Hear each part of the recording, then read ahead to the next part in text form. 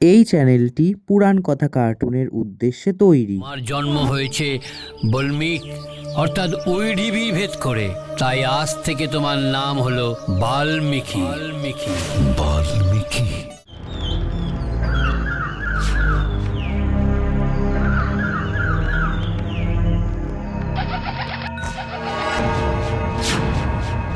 পাপিষ্ঠ, তাহলে তুই এই দুষ্কর্ম করেছিস?